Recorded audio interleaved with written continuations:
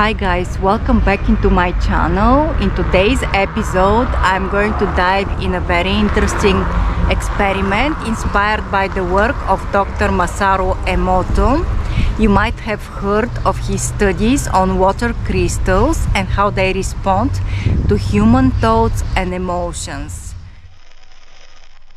Dr. Masaru Emoto is a Japanese researcher who conducted the rice experiment to demonstrate the power of positive thoughts. He found that speaking kind words to rice kept it mostly white, while negative words caused it to turn moldy. In this experiment, I'm going to use a similar approach but with boiled rice. Let's have a look at the setup. To make it more interesting, I have decided to use two sets of containers. 3 glass jars that have never been used before and 3 plastic containers which I obtained from the pharmacy. The plastic containers were sterile because they are mainly used for medical tests. I have filled the jars and containers with an equal amount of cooked rice. I have added 5 teaspoons of rice to each glass jar and 3 teaspoons of rice to each container. I decided to keep the containers on my kitchen plot, and I have also ensured that all of them are subjected to identical conditions, including consistent light exposure, room temperature, and humidity. The only different thing were the intentions that I expressed on daily basis.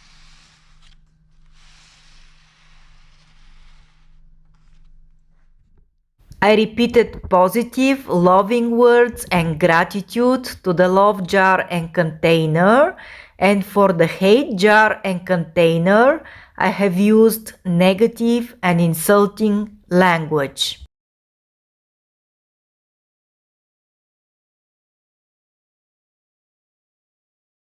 The rice in the glass containers did not change very much. Of course, there is a decay, like there are a few moldy spots, but apart from this I don't see many changes.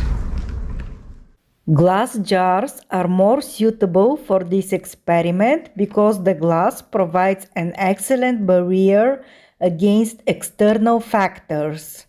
As you will see, the plastic containers already look quite moldy, and I think the reason is that the plastic can be more porous, allowing air, moisture, and potentially harmful substances to penetrate.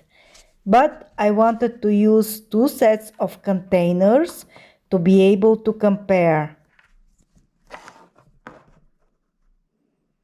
The smaller containers, there are some frogs there. Sounds like they're giggling. Anyway, the smaller containers look quite nasty. That's why I decided to make this video. Oh Jesus, look at that.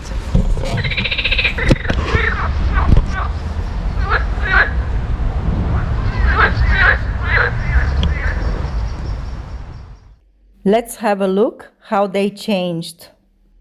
In the love container, there is a large mold spot and the rice has turned into liquid. Surprisingly, even though I added an equal amount of rice to each container, the love container appears emptier. In contrast, the hate container contains darker rice. When placed side by side, the rice in the hate container is visibly darker than that in the love container. Lastly, the ignore container looks better overall compared to the other two. I initially believed that using 2 sets of containers would provide a better basis for comparison, but now I'm starting to have reservations about the plastic containers. Regardless, the glass jars remain the central focus of my experiment, and I will finalize my conclusions once I observe significant changes in them. The results from my rice experiment defy all the conventional expectations and leave me intrigued. Therefore, I have decided to extend the experiment for the glass jars and see if any patterns will occur. Stay tuned for part 2 of this video, and this is when I will tell you my final conclusion. Until then, stay curious and keep experimenting.